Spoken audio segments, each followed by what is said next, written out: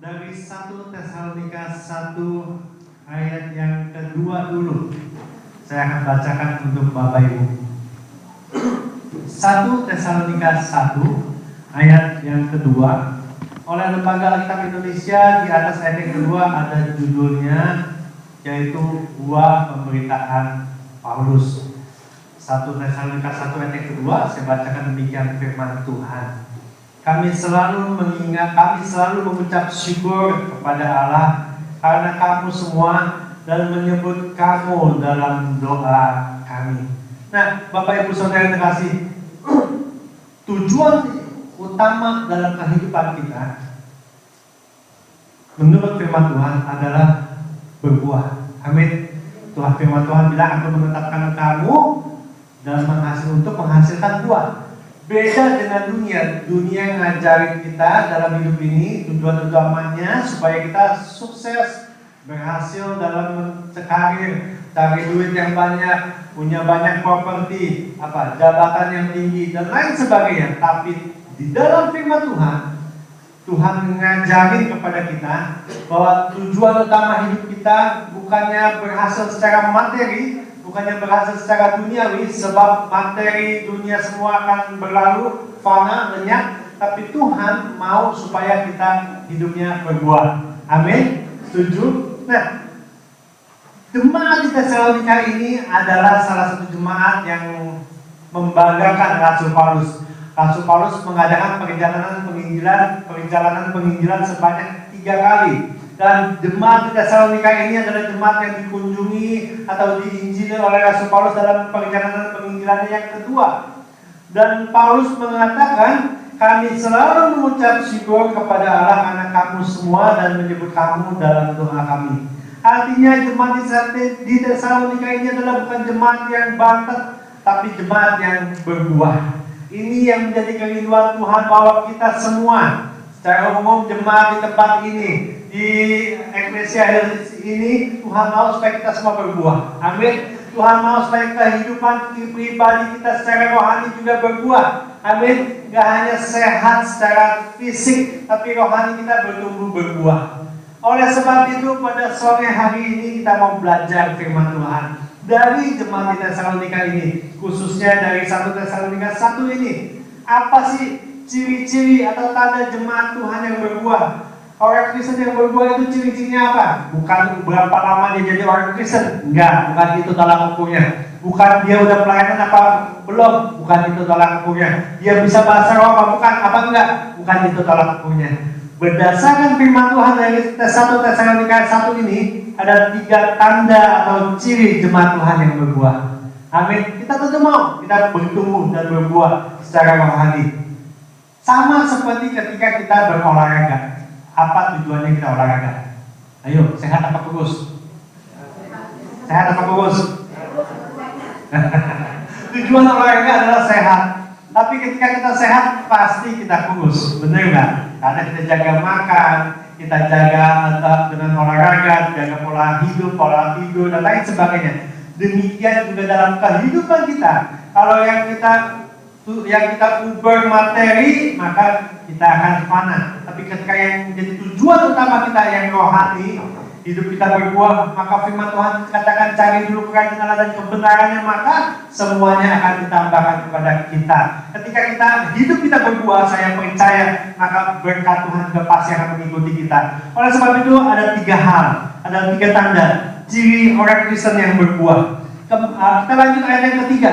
Demikian firman Tuhan masih dari 1 Tesalonika 1 ayat yang ketiga bilang begini, sebab kami selalu mengingat pekerjaan imanmu, usaha kasihmu, dan ketekunan pengharapanmu kepada Tuhan kita Yesus Kristus di hadapan Allah dan Bapa kita. Ada 3 tanda atau ciri anak Tuhan yang berbuah, yaitu pekerjaan imannya, usaha kasihnya, dan ketekunan pengharapannya kepada Tuhan Yesus Kristus. Amin. Kita bahas satu persatu tanda atau ciri jemaat Tuhan atau anak Tuhan yang berbuah. Yang pertama adalah pekerjaan imannya. Pekerjaan iman jemaat di Tesalonika ini nyata. Dikatakan jemaat di Tesalonika jemaat yang berbuah karena pekerjaan imannya nyata. Pak Bu, iman tanpa perbuatan Yakobus 2 ayat ke-26 adalah mati. Benar bukan? Kita ini orang Kristen nggak hanya jadi nggak cuma ngomong doang, tapi perbuatannya orang dunia mau lihat. Jangan kita jadi anak Tuhan yang no action talk only. Tapi kita harus nyata perbuatan iman kita. Jangan cuma kita pintar berteori, tapi perbuatan iman kita harus nyata. Nah ini jemaat di Tesalonika ini pekerjaan imannya nyata, dibuktikan di ayat yang ke-7 dan ayat yang ke-8 bilang begini. Ayat yang ke-7, sehingga kamu telah menjadi teladan untuk semua orang yang percaya di wilayah Makedonia dan Akaya. Karena dari antara kamu firman Tuhan bergema bukan hanya di Makedonia dan Akaya saja, tetapi di semua tempat telah tersiar kabar tentang imanmu kepada Allah, sehingga kami tidak usah mengatakan apa-apa tentang hal itu. Ini pekerjaan iman jemaat di Tesalonika, yaitu apa? Mereka menjadi teladan untuk semua orang percaya di wilayah Makedonia dan Akaya. Di antara kamu firman Tuhan bergema, bukan cuma di Makedonia dan Akaya, tapi di tersiar kabar tentang imanmu kepada Allah. Sampai-sampai Paulus gak usah ngomong apa-apa lagi, karena perbuatannya udah ngomong udah mencerminkan karakter Kristus. Ingat, perbuatan kita berbicara lebih keras daripada perkataan kita. Amin Bapak Ibu. Orang tua ngasih tahu anak sampai berbusa, tapi kalau orang tua nggak pernah kasih teladan, anak nggak bakal dengar, nggak bakal masuk. Orang tua ngomong, lu jangan rokok ya, tapi orang tuanya keputus, nggak bakal masuk. Atau kamu harus rajin, tapi orang tuanya di rumah terus nggak pernah kerja, nggak bakal masuk nasihat kita. Karena perbuatan kita berbicara lebih keras daripada perkataan kita. Saya bersyukur punya papa yang memberi teladan banyak dalam kehidupan saya. Meskipun nggak banyak ngomong, tapi perbuatan itu memberi teladan buat saya. Demikian juga kita kepada orang di luar sana. Ya, kita perlu menginjil, betul. Tapi ingat, perbuatan kita berbicara lebih keras. Teladan kita ini lebih berdampak kepada keluarga kita yang belum kenal Tuhan, kepada tetangga kita, kepada teman kerja kita, kepada lingkungan kita. Oleh sebab itu, pekerjaan iman kita harus nyata, Bapak Ibu. Dengan kita menjadi teladan untuk semua orang yang dimanapun Tuhan tempatkan kita. Kita nggak harus jadi pendeta, setuju? Tapi kita harus jadi pelita. Amin. Benar loh, nggak semua kita harus jadi pendeta ngomong memberitakan Injil. Itu ada panggilan Tuhan yang spesial pada orang-orang tertentu. Tapi untuk jadi pelita, itu panggilan kita semua, Bapak Ibu. Kita adalah garam dan terang dunia. Artinya Tuhan tempatin kita supaya kita memberi dampak dimanapun kita berada. Oleh sebab itu, jadi anak Tuhan harus menjadi teladan. Jangan kita jadi sama seperti orang dunia. Orang dunia judi, kita judi. Orang dunia selingkuh, kita ikut selingkuh. Apalagi orang dunia mabok, kita ikut mabok. Jangan sama. Kita harus jadi teladan bagi orang percaya. Kalau di Indonesia nih, dari berkendara aja kita harus menjadi teladan. Kalau di Jakarta khususnya, itu nyetir di Jakarta sangat memancing emosi. Kita udah baik-baik, ikutin peraturan, motor nyenggol, baju hidup seenaknya. Suatu ketika saya ikut teman saya naik mobil, saya samping, teman saya nyetir. Udah baik-baik, ojek online, udah spionnya sodok, jangan teriak dong. Goblok kata ya. Saya bilang, lu kalau mau teriak, buka kaca dulu, anak keluar dikit. Dia lupa. Yang kaget kan saya di dalam. Lagian mau ngapain sekarang ngata-ngatain gitu? Tensi naik, untung kagak, rugi ya.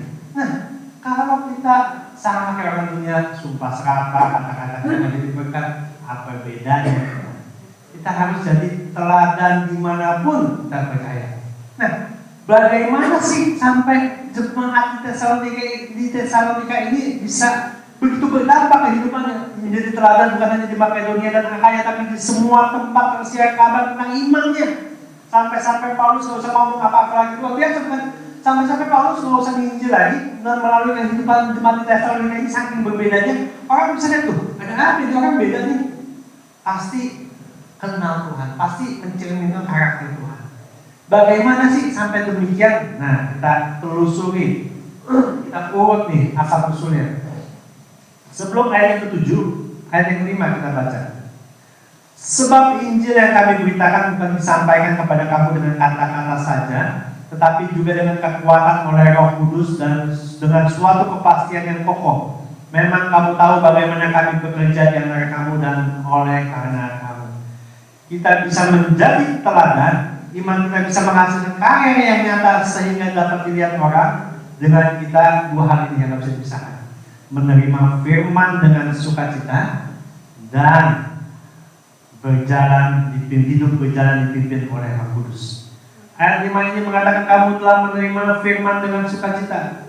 Injil yang kami beritakan disampaikan kamu dengan kata-kata saja, tetapi juga dengan kekuatan Roh, dengan suatu kepastian yang pasti. Bagaimana kamu tahu? Ayat yang ke-6. Dan kamu telah menjadi penuh kami dan penuh Tuhan, dan dalam penindasan yang berat kamu telah menerima firman itu dengan sukacita yang dikerjakan oleh Roh Kudus. Jemaat di Tesalonika mereka menjadi teladan karena mereka menerima firman dengan sukacita dan hidup dipimpin oleh Roh Kudus. Ini kunci kalau hidup kita mau menjadi teladan. Pak, Bu, gak ada yang bisa merubah kehidupan kita. Suami istri ini udah berapa lama pun menikah, gak bakal bisa suami merubah istri, istri merubah suami. Gak bisa, gak mungkin bisa. Suami kita misalnya nih, suka telat, kita mau ubah, seberapa lama pun kita menikah susah. Atau apa? Istri kita nih gak suka makan cabai, seberapa lama pun kita menikah cuma ubah ikutin kita, gak mungkin bisa. Atau sifatnya yang ikutin kita, gak bakal bisa. Cuma firman Tuhan dan Roh Kudus yang mampu mengubah hidup seseorang. Anak mengubah orang tua, tapi hati kan? Bahwa dan anak, apalagi anak sayang, dibilangin, ya, tapi gak dikerjain, kan ngeselin, ya, Cuma firman Tuhan dan Roh Kudus yang bisa mengubahkan kehidupan seseorang. Amin. Seperti Paulus yang tadinya penganiaya jemaat, yang tadinya benci sama orang Kristen. Siapa yang bisa berubah jadi pemberita Injil yang gak takut mati? Bukan orang, bukan manusia, tapi Roh Kudus. Dia berjumpa dengan Tuhan. Dia dijamah oleh Roh Kudus. Dia dapat firman Tuhan. Siapa lagi? Petrus, seorang yang pengecut, yang menyangkal Tuhan. Tapi ketika hari pencurahan Roh Kudus, dia berubah menjadi pemberita Injil yang memenangkan banyak jiwa. Seseorang berubah karena Roh Kudus dan firman Tuhan. Oleh sebab itu, kalau kita mau menjadi teladan, kalau kita mau nyata pekerjaan iman kita, terima firman, baca firman Tuhan. Gak cukup baca Alkitab hari Minggu doang di gereja. Amin. Setiap hari kita harus baca firman Tuhan, karena itu adalah makanan rohani kita. Kalau hidup kita mau diubahkan, baca firman dan doa dipimpin oleh Roh Kudus. Hidup kita ini kan seperti komputer. Siapa yang kasih pengaruh lebih besar, itu yang akan masuk dalam otak kita, akan masuk dalam pola pikir kita, dan akan kita lakukan. Kalau yang kita terima cuma dari media sosial, dari TV, dari dunia, maka jangan heran pola pikir kita, tindakan kita sama seperti orang dunia. Tapi kalau yang kita terima firman Tuhan, pengharapan, kuatan, janji Allah, maka pola pikir kita akan diubah, pembaharuan budi. Dan apa yang kita pikirkan itu yang kita lakukan, kan? Semua kan di otak, peperangannya di otak. Nah, oleh sebab itu perlu kita baca firman Tuhan. Amin. Perlu kita dicuci otak kita, jangan cuma diisi oleh hal-hal duniawi aja, apa kata dunia saja, tapi kita perlu baca firman Tuhan dan doa menyembah, minta pimpinan Roh Kudus sehingga firman itu boleh menjadi rema dan kita lakukan, sehingga kita boleh menjadi teladan. Kita yang tadinya emosi, tapi firman Tuhan bilang orang yang menguasai dirinya lebih daripada pahlawan, kita bisa kontrol emosi kita. Ya Pak, banyak hal orang yang saya saksikan di jemaat maupun di kehidupan saya, orang berubah karena firman Tuhan dan Roh Kudus yang mengubah seseorang. Ketika istri ngoceh, jangan dibalas ngoceh. Udah, Roh Kudus yang memampukan kita untuk ngadepin. Banyak di Indonesia udah gak menikah lama, cerai. Kenapa pisah? Udah gak ada rasa. Tambah bawah istri saya. Nah, namanya juga wanita. Kalau udah 15.000 kata, kalau udah tua, tambah tua 25.000 kata. Makanya bapak-bapak kalau istri ngoceh, jangan disautin, jangan didebatin. Nih, saya kasih tip bapak-bapak. Lihatin, pelototin, senyum. Oh, gitu. Udah, selesai. Jangan didebatin. Kamu sih bilang gitu, panjang, keluar 25.000 kata. Udah, lihatin nih. Sih kadang-kadang nggak perlu masuk kan, cuma curhat doang, cuma curhat doang. Nggak usah didebatin, cuma lihatin nih. Oh, gitu. Ya. Selesai.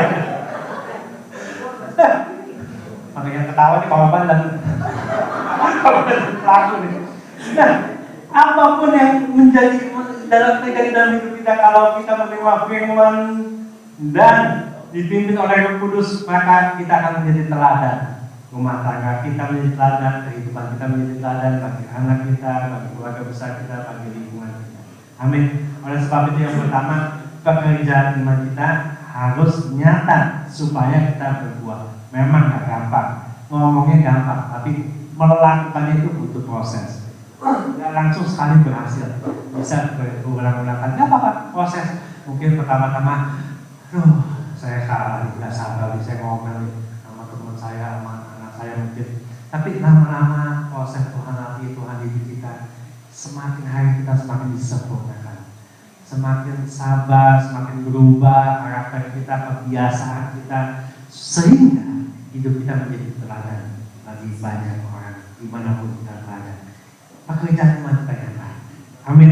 Itu yang pertama, ciri-ciri orang Kristen atau jemaat Tuhan yang berbuah. Pekerjaan imannya nyata. Yang kedua, ada dikatakan yang ketiga, Bapak kami selalu mengingat pekerjaan imanmu. Yang kedua apa? Yang kedua apa? Usaha kasihmu. Masih kembali dalam 1 Tesalonika 1. Jadi yang kedua, ayat yang ketiga bilang, sebab kami selalu mengingat pekerjaan imanmu. Yang kedua, usaha kasihmu. Usaha kasih jemaat di Tesalonika ini juga kelihatan, nyata. Di ayat yang ke-9 bilang begini.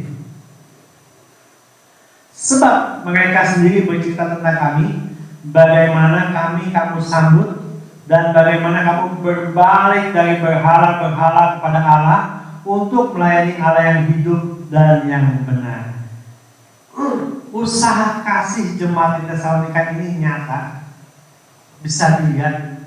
Kenapa? Karena banyak orang, mereka bercerita bagaimana jemaat di Tesalonika ini berbalik dari berhala-berhala kepada Allah untuk melayani Allah yang hidup dan yang benar. Nah, Pak Bu, hukum terutama dalam Alkitab adalah tentang kasih. Markus 12 ayat yang ke-29 dan sampai 31 mengatakan, kasihilah Tuhan Allahmu dengan segenap hatimu, dengan segenap jiwamu, dengan segenap kekuatanmu. Itu hukum terutama. Ini dilakukan oleh jemaat di Tesalonika. Mereka gak cuma ngomong doang, gak cuma pekerjaan imannya nyata, tapi ada bukti. Mereka bilang mereka mengasihi Tuhan, mereka berbalik dari berhala-berhala kepada Allah untuk melayani Allah yang hidup dan yang benar. Demikian juga dengan kita. Seringkali kita nyanyi, kita bilang kita mengasihi Tuhan, tapi itu omongan doang. Apa kita lakukan dalam kehidupan kita? Ya benar, kita udah nggak nyembah patung, kita nggak punya berhala. Tapi ingat, yang namanya berhala itu nggak cuma berupa patung, Bapak Ibu. Definisi berhala itu adalah sesuatu yang kita kasih lebih daripada Tuhan. Itu udah jadi berhala buat kita. Dalam hidup ini ada seringkali kita jadikan berhala-berhala modern. Apa? Handphone kita bisa jadi berhala modern. Coba pagi-pagi Bapak Ibu bangun, apa yang dicari dulu? Alkitab, atau kalaupun handphone bukan Alkitab, atau buka WA. Hah? Ya hati-hati. Di zaman sekarang ini jangan sampai kita terpancing untuk menjadikan apapun dalam dunia ini berhala yang kita kasih lebih daripada Tuhan. Apa? Hobi kita jadi berhala. Banyak anak Tuhan di Indonesia. Enak ya? Di sini saya ngomong Indonesia, Indonesia saya ngomong di sini. Di Indonesia banyak orang anak-anak Tuhan yang menjadikan hobinya berhala. Mancing lah, golf lah, sepeda lah, Aduh, kalau mancing itu bisa berjam-jam dari Jakarta 4-5 jam dilakonin. Kalau buat dunia aja, kalau buat entertain aja 12 malam bisa. Tapi kalau doa malam ngantuk lah, apalagi kalau ibadah susah lah. Kan ironis kan? Buat dunia kita bisa, kita mau, kita happy, tapi buat Tuhan disuruh doa ngantuk, disuruh puasa susah. Aduh, itu apa namanya? Ya, saya nggak bisa menghakimi, tapi kan kalau kita renungkan, berarti kita lebih cinta dunia dong daripada cinta Tuhan. Ya nggak? Kita lebih senang hobi kita dong daripada kita melayani Tuhan atau beribadah. Kita lebih suka apa? Melakukan aktivitas duniawi kita. Hobi bisa jadi berhala, barang-barang bisa jadi berhala, manusia bisa jadi berhala. Firman Tuhan bilang dari Matius 10 ayat ke-37 bilang begini. Matius 10 ayat ke-37, barang siapa mengasihi bapa atau ibunya lebih daripadaku, ia tidak layak bagiku, dan barang siapa mengasihi anaknya laki-laki atau perempuan lebih daripadaku, ia tidak layak bagiku. Ayat ini bukan berarti kita harus benci bapak ibu kita atau benci anak kita laki-laki atau perempuan. Bukan itu maksudnya. Maksudnya ialah jangan jadikan siapapun manusia dalam dunia ini berhala kita. Amin. Kan ada. Ini udah gak ada pacaran di sebelah ya pacaran. Kalau yang masih pacaran bucin gitu. Tahu istilah bucin? Bukan wajin, bukan. Budak cinta. Artinya, pacarnya bilang apa, ikut apa. Pacarnya, jadi bucin banget gitu loh. Tapi sama Tuhan gak pernah taat. Sama pacar taat banget. Siapa? Kalau itu siapa? Yang mana yang Tuhan, yang mana yang berhala? Mari jadikan Tuhan satu-satunya yang kita kasihi. Usaha kasih kita harus dalam hidup kita yang harus kita kasihi Dia segala-galanya, yaitu Tuhan Yesus. Amin. Amin Bapak Ibu. Bukan pekerjaan kita. Ada orang yang workaholic sampai minggu nggak ke gereja, nggak cari Tuhan, lupa, sengaja dilupain. Dia lebih memprioritaskan uang sampai nomor Tuhan. Tuhan nantilah. Jangan untuk orang sendiri masing-masing. Jadikan Tuhan segala-galanya dalam kehidupan kita. Jangan uang.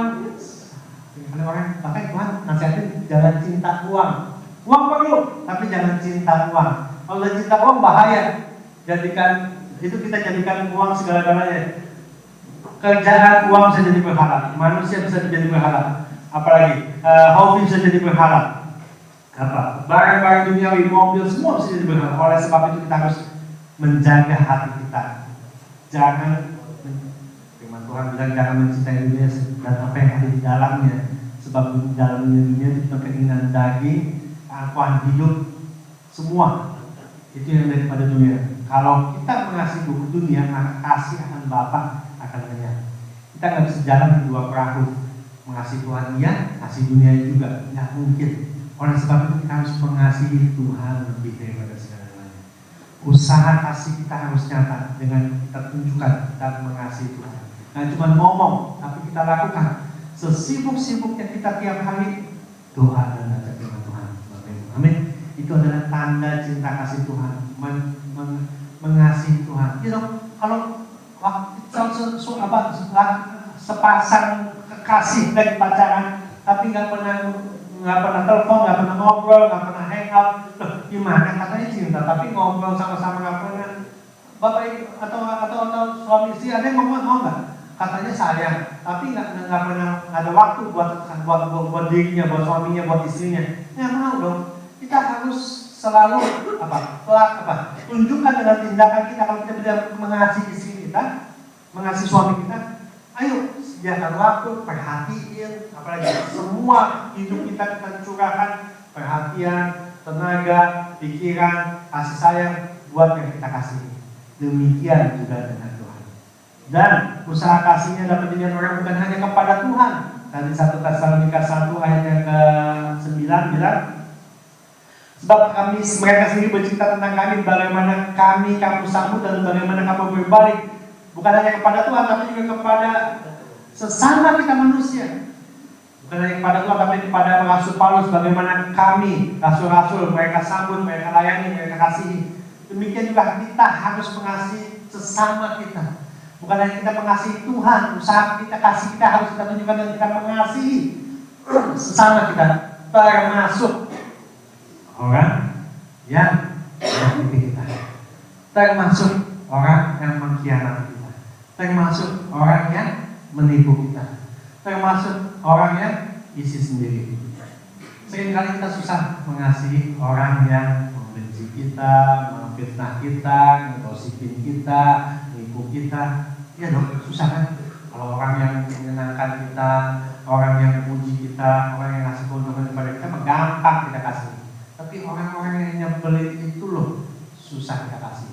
Tapi kita sebagai anak Tuhan, usaha kasih kita dan harus dapat dilihat orang, termasuk kita mengasihi orang yang menyakiti kita.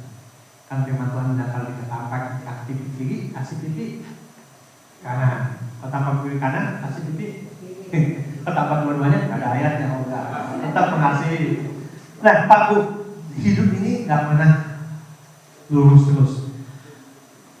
Apapun yang terjadi dalam kehidupan kita, jangan kita kepahitan akan suatu kejadian dalam kehidupan kita.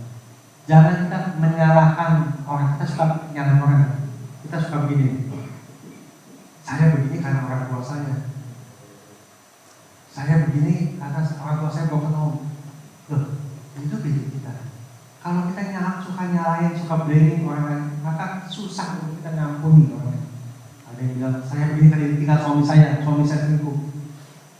Susah buat kita ngampuni orang lain kalau prinsip kita begitu, nyalahin orang. Pola pikir kita ini harus dirubah. Hidup memang gak seperti yang kita harapkan. Ada orang yang baik, ada orang yang mengasihi kita, atau orang yang kita sama kita. Ya, itu memberi kita kebahagiaan. Tapi kan gak semuanya itu baik dalam hidup. Ada orang yang nyebelin juga mungkin. Ada orang yang ya ngeselin, ngegosipin, ngomongin di belakang kita, orang yang jahat.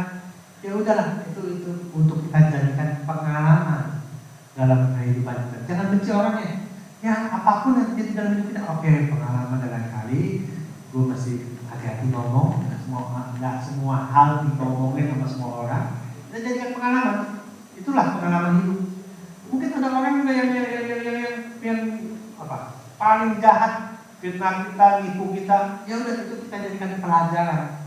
Jangan pernah benci orangnya. Kalau kita nyalain, suka blaming dan benci orangnya, yang rugi kita sendiri. Kita kesel, pahit. Kalau kita benci, kepahitan, itu berefek, berpengaruh kepada kesehatan kita juga. Orang yang kepahitan, susah ngampuni, pasti detak jantungnya nggak normal. Kalau ngeliat musuhnya, napas juga nggak enak kan. Kalau ngeliat nyebelin kan, pengalaman kita semua kan pengalaman. Kalau ketemu orang yang nyebelin kita, napas kita nggak bisa enak, mau tensi naik, nyebelin, ngapain yang rugi kita sendiri? Lama-lama kan gitu. Kalau kebanyakan kepahitan, sama ipar kepahitan, sama mertua kepahitan, mau menjadi apa itu semuanya disebelin. Ayolah, apapun yang terjadi dalam hidup kita, itu semua seizin Tuhan buat memproses hidup kita. Kita kasih ya, semua bisa terjadi. Jangan kita benci orangnya, jadikan pelajaran, jadikan pengalaman, ambil hikmah. Itu yang kedua, usaha kasih kita harus dapat dilihat orang. Usaha kasih kepada Tuhan, kasih kita mengasihi Tuhan lebih daripada segala-galanya, mengasihi Tuhan dengan apa? Melakukan perintah Tuhan, melayani Tuhan, beribadah, dan juga kepada sesama kita. Harus kelihatan. Yang ketiga, apa ciri atau tanda jemaat Tuhan atau anak Tuhan yang berbuah? Kembali dalam 1 Tesalonika 1 tadi, ayat yang ketiga bilang, sebab kami selalu mengingat pekerjaan imanmu, usaha kasihmu, dan ketekunan pengharapanmu kepada Tuhan kita Yesus Kristus di hadapan Allah dan Bapa kita. Yang ketiga, tanda atau ciri anak Tuhan yang berbuah, jemaat yang berbuah adalah tekun kepada Tuhan Yesus. Ketekunan pengharapan kita kepada Tuhan Yesus di hadapan Allah dibuktikan dari ayat yang ke-10 jemaat di Tesalonika dikatakan begini, dan untuk menantikan kedatangan anaknya dari sorga yang telah dibangkitkannya dari antara orang mati, yaitu Yesus yang telah menyelamatkan kita dari murka yang akan datang. Pak, Bu, Tuhan gak pernah lihat awal, yang Tuhan lihat akhir. Sama seperti perlombaan lari, gak peduli siapa yang start duluan, tapi yang dinilai, yang jadi juara, siapa yang sampai di garis akhir duluan. Demikian dalam perjalanan iman kita, pertandingan yang Tuhan wajibkan buat kita. Gak peduli siapa yang mulai duluan, Tuhan gak lihat bagaimana kita awalnya, tapi bagaimana kita mengakhirinya. Bagaimana kita mengakhirinya dengan baik, yang membawa kita sampai kepada garis akhir adalah ketekunan kita. Ketekunan kita itulah yang Tuhan lihat. Matius 24 ayat ke-13 bilang begini. Matius 24 ayat ke-13. Tetapi orang yang bertahan sampai pada kesudahannya akan selamat. Orang yang bertahan sampai pada kesudahannya. Oleh sebab itu kita perlu tekun sampai garis akhir. Amin Bapak Ibu. Dan Ibrani 10 ayat ke-36, saya buka dulu ayat-ayatnya ya. Ibrani 10 ayat ke-36. Sebab itu janganlah kamu melepaskan kepercayaanmu, karena besar upaya menantinya. Sebab kamu memerlukan ketekunan, supaya sesudah kamu melakukan kehendak Allah, kamu memperoleh apa yang dijanjikannya itu. Amin. Kita perlu ketekunan. Nah, ketekunan ini diuji. Wah, bisa ketika kita diberkati secara luar biasa sama Tuhan. Wah, tiba-tiba kita dapat angpau gede misalnya, duit banyak, itu ketekunan kita diuji. Itu nggak gampang loh. Coba tiba-tiba di rekening Bapak Ibu ada 20 juta dolar Australia, masih dapat ya minggu lagi ke sini. Saya nggak yakin. Kadang-kadang Sabtu udah ke mana, ke Brisbane, atau keluar jalan kaki, jalan-jalan. Nggak gampang loh. Orang yang sudah tiba-tiba diberkati, itu ketekunannya diuji sama Tuhan, sama istri. Nggak tahu kalau di Indonesia ya, makin kaya orang, semua mau tambah, rumah mau nambah, mobil mau nambah, masuk istri mau nambah. Nggak gampang. Ketekunan diuji ketika diberkati. Yang kedua, sebaliknya, ketika menghadapi masalah. Ketika menghadapi masalah, tantangan, rintangan, makanan. Masalah, pergumulan, tantangan, rintangan, itu ketekunan kita diuji. Ketika doa kita nggak dijawab, itu ketekunan kita juga diuji. Seringkali banyak anak Tuhan yang kecewa. Aduh, saya udah nyanyiin Tuhan, lapar firman Tuhan, melayani Tuhan, tapi kok Tuhan nggak sembuhkan, kok Tuhan nggak berkati, kok Tuhan nggak kasih jodoh, kok Tuhan nggak kasih pekerjaan, kok apa yang saya buat nggak berhasil. Ingat, itu kalau itu semua masalah terjadi dalam kehidupan kita, itu bukan karena Tuhan nggak peduli atau nggak sayang sama kita. Itu Tuhan sedang menguji iman kita. Amin. Yakobus 1 ayat 1 bilang ini. Yakobus 1 ayat yang ke-1. Ayat yang kedua, saudara-saudaraku, anggaplah sebagai suatu kebahagiaan apabila kamu jatuh ke dalam berbagai-bagai pencobaan. Sebab kamu tahu bahwa ujian terhadap iman itu menghasilkan ketekunan.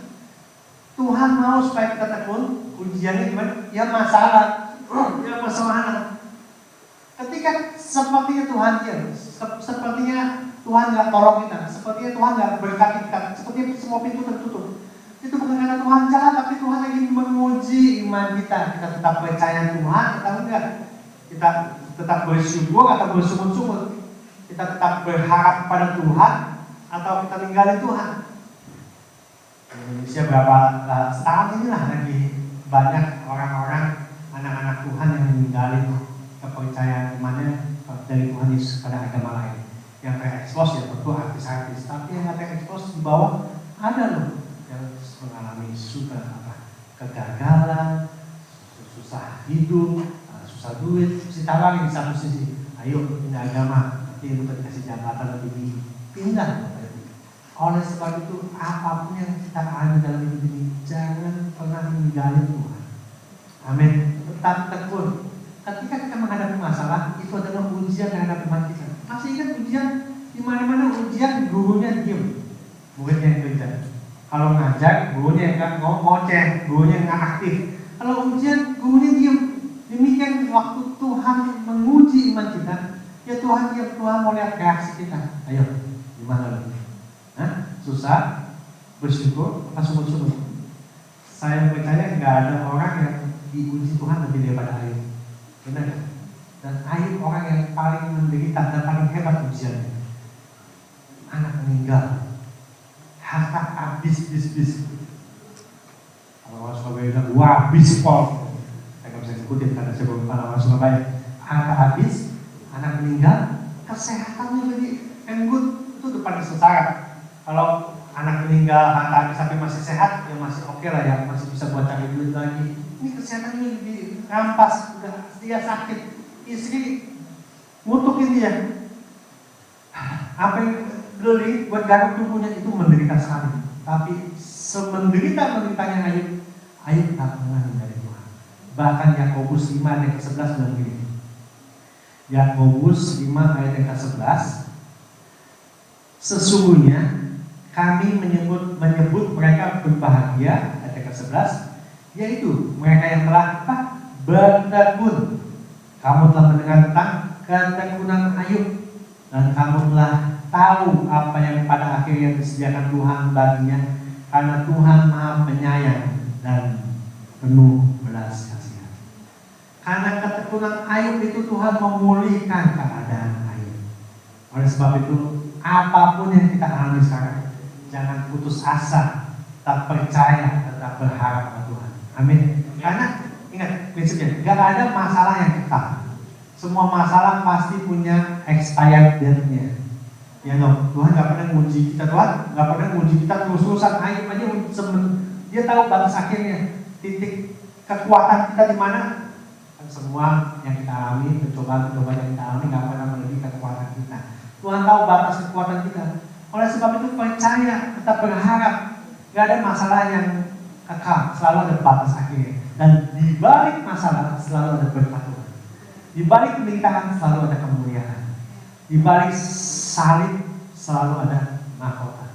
Oleh sebab itu apapun yang kita alami sekarang, tetap tekun Bapak Ibu. Amin. Tetap percaya, tetap berharap, jangan putus asa, jangan kecewa sama Tuhan. Jangan nyalahin Tuhan, jangan ngomel-ngomel, jangan bersungut-sungut. Kalau ada orang yang nantang, Tuhan ada gak sih? Kok saya gak ada berubah-ubah hidupnya? Ya, kalau kita udah nyalahin Tuhan, sikap hati kita udah begitu salah. Apapun yang kita alami, tetap bersyukur. Kita kadang-kadang rugi dikit nyalahin Tuhan, kasih untung banyak, diam. Kan goceng gitu. Itu kita seringkali rugi dikit diam. Rugi dikit ngoceh, komplain, dikasih untung banyak, diam aja. Jemaat saya ini harusnya kemarin ke Eropa sebulan. Dia apply visa Eropa itu dari bulan awal Mei. Sampai kemarin nggak keluar, sampai batal semuanya. Nggak tahu kalau bisa nggak keluar, tiket pesawat batal, hotel batal, nyewa mobil batal, dan itu ruginya ke ratusan juta. Saya telepon mau menghibur, hebat tuh jawabannya. Iya, apa-apa, rugi ratusan juta. Ya, saya sih cuma bilang gini, ya, saya cuma mikir, ya masa sih saya ngomel sama Tuhan, mau rugi ratusan juta doang, dikasih kartal miliaran, saya diam. Hebat juga jawaban saya, nggak nyangka gitu loh. Kalau ternyata yang ngomong itu, oke, ini jemaat, iya, benar-benar Pak. Iyalah, jangan bersungut-sungut baru rugi dikit. Tetap bersyukur. Lagi kita nggak tahu di depan kita ada Pak. Tuhan yang tahu kehidupan kita. Apapun yang terjadi dalam hidup kita, bersyukur aja. Kita percaya bahwa semua ada maksudnya Tuhan. Semua indah pada waktunya. Oleh sebab itu tetap tekun Bapak Ibu. Amin. Apapun keadaan kita, karena Tuhan yang kita sembah Allah yang hidup, Allah yang tidak pernah meninggalkan kita, Allah yang pasti menolong kita pada waktunya, sama seperti hari ini. Kesimpulan tentang firman Tuhan pada hari ini adalah Bapak Ibu, jadilah anak-anak Tuhan, jemaat Tuhan, orang Kristen yang berbuah. Karena itulah kerinduan Tuhan, isi hati Tuhan. Gak ada lain. Cita-cita atau kerinduan Tuhan sama kita bukan kita tambah kaya, enggak. Buat Tuhan tuh harta nggak ada apa-apanya. Oh, di surga lantainya emas. Kita kan seringkali ngebanggain properti kita, duit kita, deposito kita. Diketawain sama Tuhan. Ya, lu baru kaya gitu doang, udah sombong. Bukan itu tujuan hidup Tuhan kepada kita. Tuhan ciptain kita supaya hidup kita berbuah. 3 tanda anak Tuhan yang berbuah: pekerjaan iman yang nyata, menjadi teladan dimanapun kita berada, berbeda dengan orang dunia. Supaya kita menjadi teladan, kita harus menerima firman dan hidup dipimpin oleh Roh Kudus. Gak ada yang bisa mengubah kehidupan seseorang selain firman Tuhan dan Roh Kudus. Kita gak harus jadi pendeta, tapi kita harus jadi pelita. Amin. Yang kedua, usaha kasih kita harus dapat dijaga orang. Jangan ada berharap, kasih Tuhan dengan segenap hati kita. Jangan sampai hobi kita bareng-bareng, apalagi istri kita, anak kita jadi berhala yang menghalangi kita dan kita mencari Tuhan, mengasihi Tuhan. Dan kita harus mengasihi juga sesama kita, termasuk orang yang nyakitin kita, orang yang nyebelin, orang yang gosipin kita, orang yang ngeselin kita, harus kita kasih. Karena semua yang terjadi ada maksudnya Tuhan. Dan tekunlah sampai akhir hidup kita, percaya Tuhan, berharap Tuhan, tetap mengandalkan Tuhan, meskipun doa kita nggak dijawab. Loh, Pak, Tuhan Yesus doa aja pernah nggak dijawab. Kalau boleh cawan ini lalu daripada aku, tapi nggak dijawab kan? Siapa lagi? Paulus, duri dalam dagingnya nggak diangkat-angkat juga, meskipun nggak dijawab, tapi itu semua bukan halangan untuk kita mencari dan tetap setia tekun kepada Tuhan. Tuhan dan Paulus saja nggak dijawab bagi kita. Nggak semua doa kita dijawab Bapak Ibu. Bukan dan kalau doa kita nggak dijawab kembali Tuhan jangan, tapi Tuhan tahu yang lebih baik buat kita. Oleh sebab itu apapun yang terjadi tetap tekun sehingga kita berbuah menjadi anak-anak Tuhan yang semakin dewasa.